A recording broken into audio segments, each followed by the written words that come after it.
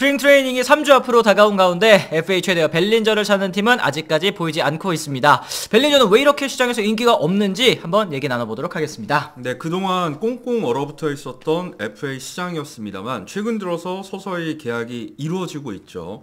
뭐 일루스인, 리스 호스킨스, 작 피더슨, 투수들 같은 경우에도 정말 많죠. 팩스턴이라던가 로버슨, 체프먼까지 다양한 선수들이 팀을 찾아가고 있는 가운데 최대어들, 그러니까 FA 랭킹 탑 10 안에 든 선수들 중에서 5명은 아직까지 얘기가 나오지 않고 있어요. 그렇습니다. 대표적으로 스넬도 있고 벨린저, 몽고메리, 마르티네즈, 체프먼까지 이 5명의 선수가 이 탑 10 안에 드는 선수일 텐데 아직까지 미계약자로 남아있단 말입니다. 조금 있으면 이제 2월 달이 되는데 아직도 계약 소식이 안 들리고 있다라는 거. 그리고 이제 5명 모두가 보라스가 에이전트라는 또 공통점을 가지고 있습니다. 이 부분에 대해서는 저희가 계속해서 짚어드리고 있는 부분인데 이 보라스가 에이전트이다. 그랬을 때 보라스의 전략은 항상 원하는 오퍼가 올 때까지 기다리는 것을 주요 전략으로 삼았잖아요. 그렇죠. 그래서 전략에 따른 움직임이라도 볼 수가 있겠습니다만 사실 스넬, 체프먼, 몽고메리 같은 경우에는 언급되는 팀들이 꾸준히 나오고 있거든요. 그렇죠. 샌프란시스코라든지 텍사스라든지. 네. 근데 연결되는 팀이 나오지 않고 있는 FA 랭킹 탑 10 안에 드는 선수들이 있는데 바로 벨린저와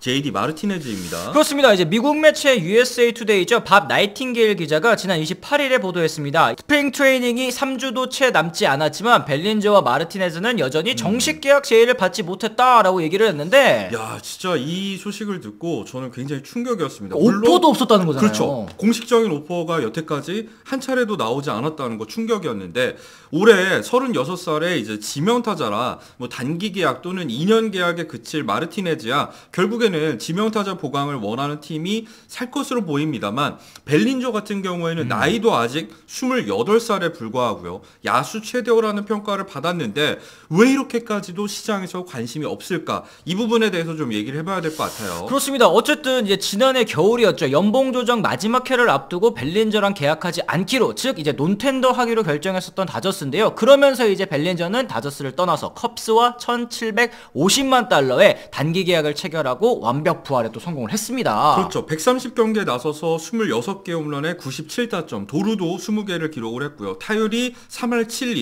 OPS는 0.881이니까 거의 0.9에 육박을 했고요. WRC 플러스는 134, WAR로 했을 때는 4.1승, 정말 대단한 성적을 기록을 했습니다. 그렇습니다. 왼쪽 무릎 타박상 때문에 시즌 초반에 한 달가량 부상자 명단에 올랐던 것을 제외한다면 꾸준하게 시즌 끝까지 출전을 했었고, 시즌 끝난 다음에는 이제 올해의 재기상도 받았습니다. 그리고 내셔널리그 실버슬러거 유틸리티 부문 수장까지 시장에 나갈 준비를 완료했다라고 본인은 생각을 했을 것 같은데요. 네, 그랬을 때 벨린저의 인기가 없는 이유, 가장 첫 번째로 드릴 수 있는 말씀은 역시 지난 2시즌 동안 부진했었던 거. 그러니까 저점이 정말 파멸적이다. 너무 못하긴 했어요. 충격적으로 정말 낮은 저점을 보여줬다는 걸 꼽고 싶습니다. 그렇습니다. 다들 아시겠습니다만 2020년 포스트 시즌이었죠. 애틀란타와의 내셔널리그 챔피언십 시리즈 7차전에서 결승 솔로포를 터뜨린 다음에 빡 했잖아요. 키케 헤르나데스. 키케 헤르나데스 빡 했는데 그때 이제 어깨가 빠지는 바람에 결국 수술까지 해야 됐고, 이후에 좋았을 때의 타격감을 찾지 못하고 방황한 시간이 거의 2시즌이 넘었습니다. 사실 보라스 같은 경우에는 어깨가 상태가 완벽하지 않은데 뛰라고 강요했다면서 다저스를 비난하긴 했습니다만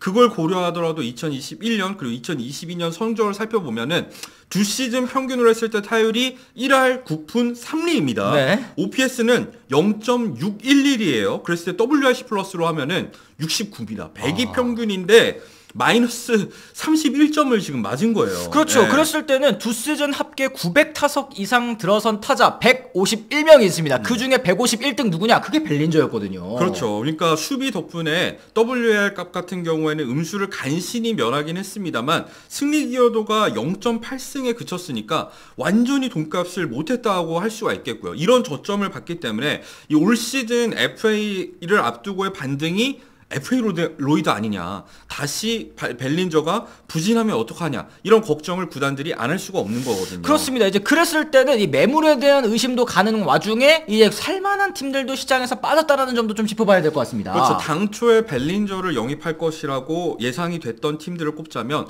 가장 먼저 양키스를 꼽을 수 있고, 그리고 샌프란시스코, 토론토 등등을 꼽을 수가 있을 것 같은데, 양키스 같은 경우에는 소토와 그리샴 그리고 버드고를 트레이드로 데려오면서 외야 자리를 모두 채운 상황이라는 거 꼽고 싶고요. 샌프란시스코 같은 경우에는 잘 알려져 있듯이 이정우 선수와 6년에 1억 1,300만 달러 계약을 맺으면서 이 중견수 자리, 어쨌든 이정우라는 잠재력에 있는 스타 선수를 영입하면서 메운 상황이라고 할 수 있겠습니다. 그렇죠. 토론토 같은 경우도 어쨌든 중견수 보강 필요했고 좌타자 보강도 또 필요했습니다. 그렇기 때문에 또 이제 오타니 선수에게도 굉장히 열심히 노력을 했었는데 오타니를 놓친 다음에 키어마이어 영입하고 카이너 팔레파로 또 선회를 하면서 여기도 일단은 벨린저 영입전에서 빠진 상황이거든요. 네, 그러면서 이제 사실상 계약을 줄 만한 팀이 원소속 구단인 컵스밖에 남지 않은 상황인데 지금 1루수 같은 경우에는 다저스와 트레이드를 통해서 마이클 부시를 영입하면서 어느 정도 메웠다는 평가를 듣고 있고 사실 중견수 자리 같은 경우에는 MLB 파이프라인 기준으로 했을 때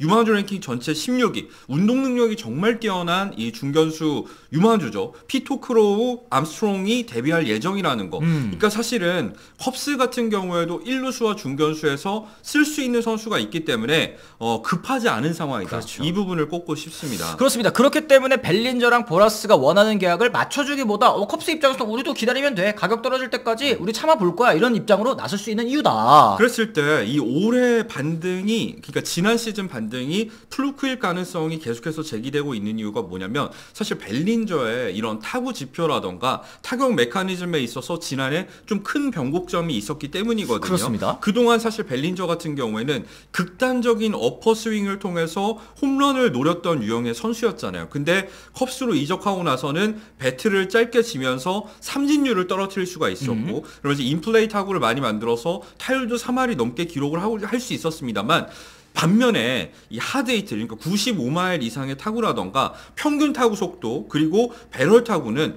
오히려 지난 부진했던 2년보다 지난해가 좋지 않았단 말이에요. 그렇습니다. 그러다 보니까 더 이상 예전의 거포가 아니라 똑딱거리는 수비 잘하는 중장거리 타자가 될 수도 있다는 위험성 다른 구단들도 충분히 생각할 수 있을 것 같고 그렇기 때문에 거포의 모습을 기대할 수 없는 벨린저에게 2억 달러 언저리의 계약을 주기에는 사실 좀 꺼려지는 상황이라고도 볼 수 있겠습니다. 그러니까 물론 이 타구 지표와 관계없이 꾸준하게 좋은 성적을 거두는 선수도 있습니다만 벨린저는 그동안 보였던 지표와 차이가 있기 때문에 구단들이 이 부분에 대해서 의심 어린 시각을 가질 수 있다는 말씀을 저희가 짚어서 말씀을 드린 거고요. 그랬을 때는 이 FA 미아가 될 가능성이 과연 벨린저도 있을 것인가 이 부분에 대해서도 얘기를 해야겠죠. 그렇죠. 이제 보라스의 성향상 이제 앞서 보도됐었던 이 오퍼가 없다는 얘기는 기준선 밑으로는 아예 전화도 하지 마시오. 약간 이런 얘기일 수도 있을 것 같아요. 그렇죠. 그러다가 이제 갈 구단이 없는 상황처럼 보입니다만 그동안 이 보라스의 전략 항상 미스터리 팀이 나타나서 원하는 계약금을 따내는 모습을 많이 보여줬습니다.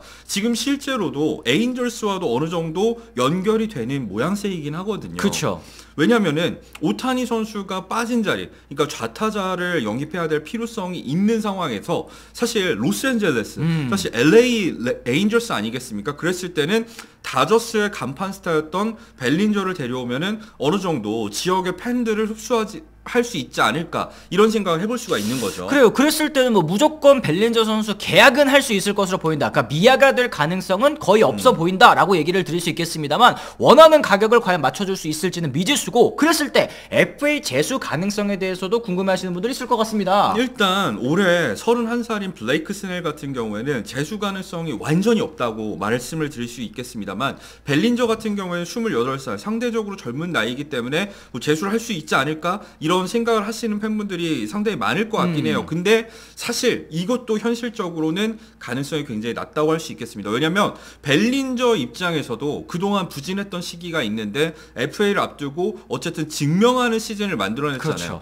여기가 사실은 본인이 원하는 금액을 받아낼 수 있는 가장 적합한 지금 기준이라고 생각을 할 수가 있는 상황에서 사실 단년 계약을 벨린저가 수용할 가능성은 거의 없다고 봐야겠죠. 그렇습니다. 그랬을 때 끝까지 원하는 장기 계약을 주는 구단들이 없다고 한다면 예전에 이제 코레아가 했었던 굵직한 단기 계약을 통해서 재수할 가능성은 또 충분히 있을 것 같다 생각됩니다. 그렇죠. 구단들 입장에서 만약에 벨린저를 1년에 4천만 달러에 쓰겠냐라고 물어보신다면 저희가 말씀드렸던 거는 당연히 쓴다. 쓰죠. 그렇죠. 왜냐? 단년 계약이기 때문에 한 해 동안만 페이롤로 잡히는 거고 곧바로 이제 페이롤에서 빠지잖아요. 그렇죠. FA 시장 나갈 수 그렇죠. 있으니까. 그러니까 이 자금 유동성에 전혀 지장을 미치지 않기 때문에 이런 단기 계약은 오히려 구단들이 선호하는 형태이기 때문에 이런 건 물론 가능하겠습니다만 제 생각에는 단기 계약으로 했을 때는 벨린저가 불안감을 느낄 수가 있는 상황이거든요. 그랬을 때는 코레아처럼 뭐 3년 계약을 맺는데 매년 옵트아웃을 넣는다던가 이런 방식으로 계약을 맺을 가능성은 있다고 할 수 있겠습니다. 그래요. 그때 당시에 코레아가 3년에 1억 530만 달러, 연평균 3,510만 달러에 매년 옵트아웃을 넣어가지고 첫 해 딱 재수 성공하고 옵트아웃 선언한 다음에 시장에 나갔잖아요. 그렇죠. 그때 당시에 코레아의 나이가 만으로 27살이었는데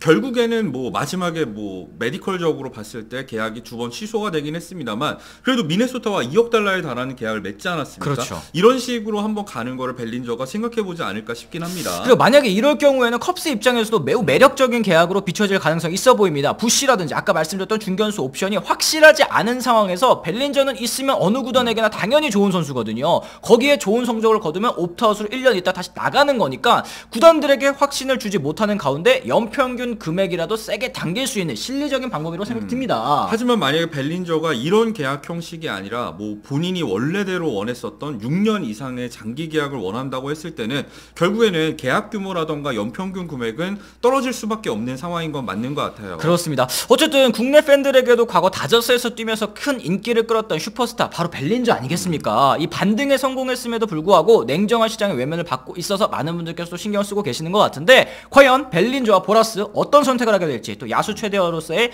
자존심을 지킬 수 있을지 한번 여러분들께서도 관심 가져주시면 좋을 것 같습니다. 사실 자본주의가 차갑다고 하는데 그렇죠. 진짜 차가운 거는 FA 시장이 아닌가 하는 생각을 해봅니다. 그렇습니다. 네. 오늘 저희 영상 또 유익하다고 생각하셨으면 저희 좋아요도 눌러주시고요. 구독과 알람 설정까지 부탁드리도록 하겠습니다. 저희는 또 다른 소식과 함께 돌아오겠다는 말씀 전해드리면서 오늘 이만 물러가 보도록 하겠습니다. 지금까지 시청해주신 분들 모두 감사합니다. 고맙습니다. I'm ready to go. I'm ready to go.